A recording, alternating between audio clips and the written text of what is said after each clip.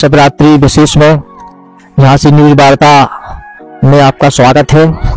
आज हम आपको देवादिदेव महादेव के उस विशाल जंगल में स्थित तीर्थ क्षेत्र का अवलोकन कराने जा रहे हैं, जो गरौठा क्षेत्र का ग्राम डुमरई के जंगल में नदी के बीचों बीच बने शिवलिंग के कारण विख्यात है। यहाँ सावन मास में बड़ी संख्या में शिव भक्त पूजा अर्चना करने के लिए आते हैं। ऐसी मान्यता है कि यहाँ सावन मास में पूजा कराने से काल सर्प दोष की निवारण होता है। इसी श्रद्धा के चलते यहाँ सावन मास में काफी भीड़ देखी जाती है। यहाँ नदी के बीचों बीच विराजे शिवलिंग सदियों पुराने और प्राकृतिक रूप से बने हुए हैं। आप देख रहे हैं इस शिवलिंग, इस नदी के चट्टान को काटकर बने शिवलिंग, जो कि बहुत ही मनोरम जगह पर स्थित है। ये आप यहाँ एक झरना देखेंगे। नदी को रोककर यहाँ एक चेकडैम बनाया गया है, जो लोगों के कृषि संबंधी समस्याओं की पूर्ति करता है। यहाँ कृषि करने वाले लोगों को इस चेकडैम के द्वारा पानी उपलब्ध कराया जाता है। यहाँ बने शिवलिंग के बारे में आस्था है कि यह बहुत प्राचीन है और यहाँ जो भी लोग श्रद्धा के साथ वरदान मांगते हैं, पूजा अर्चना करते हैं, उनकी मनोकामना जरूर पूरी होती है। यह क्षेत्र गरौठा विधानसभा की गरौठा तहसील के डुमरई स्थित नदी में है। आज हम नदी के बीचों बीच खड़े हैं। यहाँ पर बने हुए यह शिवलिंग, जो संख्या में लगभग 1 2 3 4 5 6 7 शिवलिंग बने हुए हैं, जिनकी पूजा अर्चना श्रद्धालुओं द्वारा की जाती है। यहाँ लोग आते हैं। देखो दिए भी कुछ पड़े हुए हैं, कुछ सिक्के भी यहाँ पड़े हुए हैं। यहाँ सावन मास में जब नदी भी अपने वेग पर होती है, ऐसे में इन शिवलिंग के ऊपर से जलधारा गुजरती है, तो यहाँ का दृश्य बड़ा ही मनोरम हो जाता है। आप इस क्षेत्र की को देखिए तो कितना मनोरम जंगल है बीचों। अब हम नदी के उस छोर पर आ गए हैं, जहाँ नदी का पानी तेजी से निकल रहा है। यहाँ नदी के पानी में कुछ जगह पर काई भी जमी हुई है, जहाँ से संभल कर निकलना होता है। देखिए प्राकृतिक सौंदर्य से भरपूर ये जंगल तथा यहाँ से पत्थरों के बीच से बहती हुई नदी की जलधारा, जो बरबस ही सबका मन इस ओर खींच रही है और सबके मन को बड़ी प्रसन्नता देने वाली सीन है यह। साथ ही प्राकृतिक सौंदर्य से भरपूर ये जंगल, यहाँ के जंगल में मोर और अन्य जंगली पक्षियों के अलावा यहाँ बहुतायत से जंगली सूअर भी देखने को मिलते हैं, जो जंगली सूअरों का यह बहुत ही आश्रय स्थल माना जाता है। यहाँ बड़ी संख्या में सूअर देखे जाते हैं। साथ ही मादा चीतल, नर चीतल भी लोगों को कभी कभी देखने को मिल जाते हैं। हालांकि ये बड़े शर्मीले जीव होते हैं और छिपे रहते हैं, लेकिन रात में लोगों को ये बड़ी आसानी से दिखाई दे जाते हैं। नदी के पश्चिमी छोर पर प्राचीन राम मंदिर, जो अब नवीन रूप ले चुका है। यहाँ श्रद्धालुओं का आवागमन लगातार होता रहता है। यहाँ प्रतिवर्ष यज्ञ का ही आयोजन किया जाता है। साथ ही धार्मिक प्रवचन तथा भागवत भी लगभग बड़ी संख्या में यहाँ होते रहते हैं। यह गरौठा तहसील ही नहीं, अपितु झांसी, जालौन, ललितपुर के श्रद्धालु भी यहाँ बड़ी श्रद्धा के साथ दर्शन करने आते हैं। वन्य क्षेत्र में होने के कारण यहाँ कुछ लोग आवागमन से कतराते भी हैं कि कहीं उनको अच्छी सड़क उपलब्ध ना हो सकी या उनको लौटने में कोई दिक्कत हो जाए, लेकिन प्रशासन ने इसका ध्यान रखा है। अब गरौठा से डुमरई के लिए एक चमचमाती हुई सुंदर सड़क बनाई गई है। हालांकि गांव में वह उतनी अच्छी नहीं है, लेकिन किसी भी आवागमन के लिए ये काफी सुलभ है और ग्रामीण क्षेत्र की सड़क होने के चलते इसमें इसको अच्छी तरह से बनाया गया है ताकि स्किल पट्टा और मंदिर तक पहुंचने वाले श्रद्धालुओं को किसी प्रकार की परेशानी का सामना न करना पड़े। देखिए ये 1 2 3 4 5 6 1 2 3 4 5 6 7 शिवलिंग जो नदी के पत्थर के एक विशाल चट्टान में बनाए गए हैं और ऐसी मान्यता है कि यहाँ पूजा करने से लोगों को आरोग्यता प्राप्त होती है, शिव जी की कृपा प्राप्त होती है और खास तौर से बीमारियों में और काल्प सर्प दोष के निवारण हेतु यहाँ पूजा करना काफी उत्तम माना जाता है।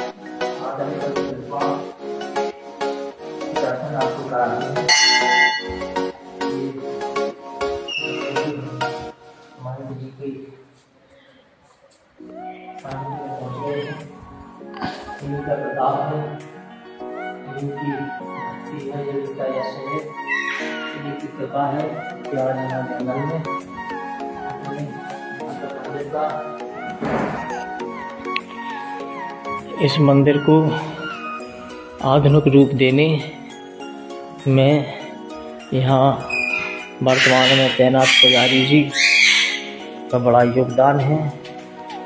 पुजारी जी यहाँ हरदम पूजा अर्चना में लगे रहते हैं। यह है बजरंगबली भगवान जी का मंदिर। इसके अलावा यहाँ राम दरबार और ये मंदिर के पुजारी जी आ रहे हैं, इनसे ये बात करते हैं।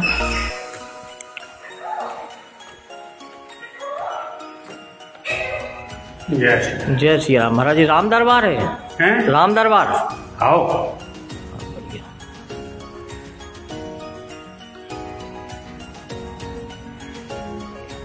ये हम आ गए हैं मंदिर के ऊपरी तल पर।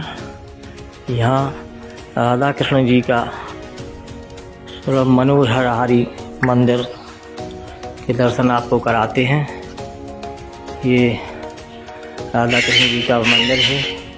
इनके पीछे गाय बछड़ा जो कि भगवान कृष्ण के जीवन से जुड़ी हुई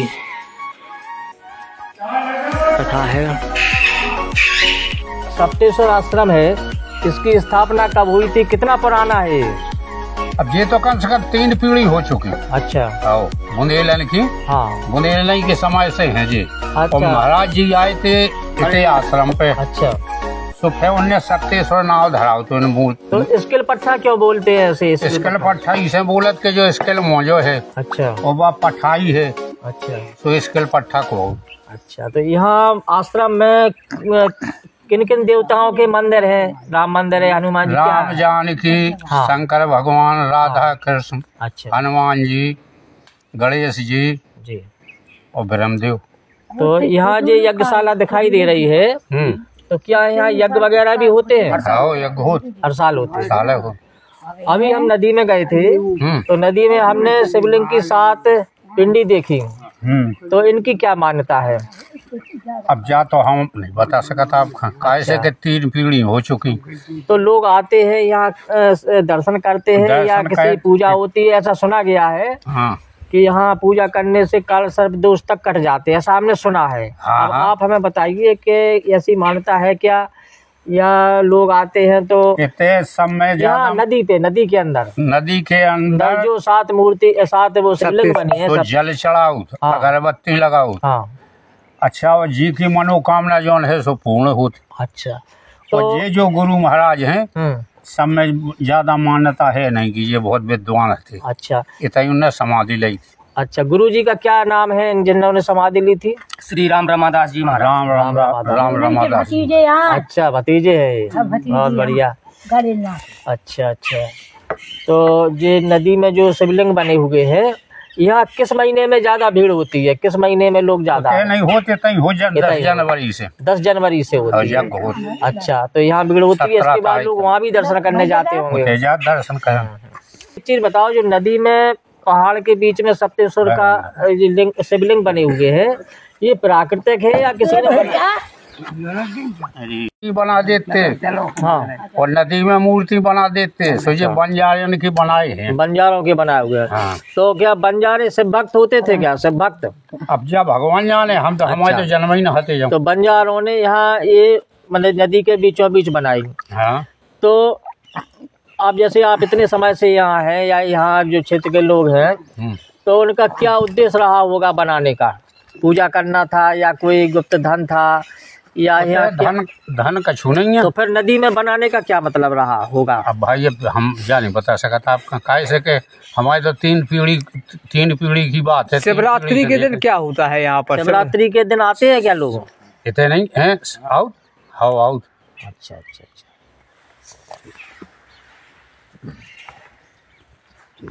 हमारे साथ हैं आज महंत जी के गांव के रहने वाले राम रवैया दास जी, जो यहाँ मंदिर पर रहकर सेवा का काम करते हैं। आइए हम इनसे मंदिर के इतिहास के बारे में और मंदिर की क्या मान्यता है इसके बारे में बात करते हैं। महाराज जी, मंदिर के बारे में कुछ बताइए, क्या मान्यता है यहाँ? सुना है दूर दूर से लोग आते हैं।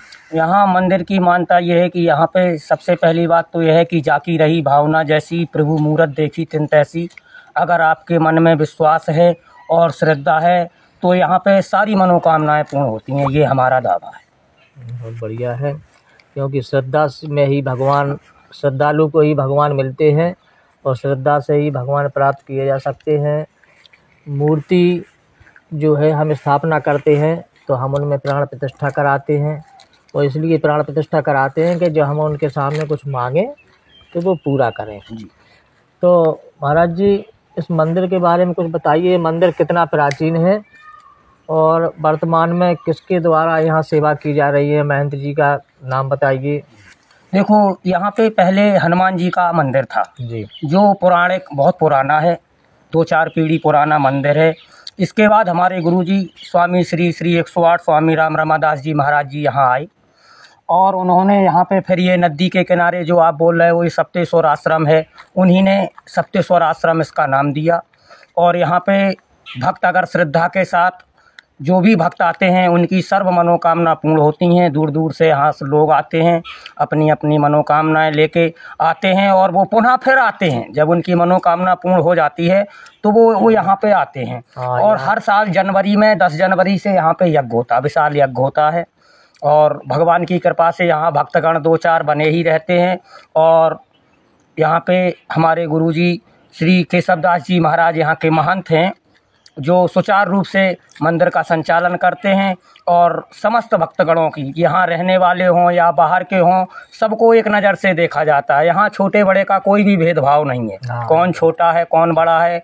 यहाँ पे जो भी आया वो सिर्फ एक नज़र से देखा जाता है। जो बड़े लोगों को प्रसाद वितरण किया जाता है वही छोटे लोगों को किया जाता है। यहाँ पे ये नहीं कि अभी कोई बड़े लोग आ गए तो उनके लिए स्पेशल चाय बने या स्पेशल उनका स्वागत किया जाए, ऐसा कुछ भी नहीं है।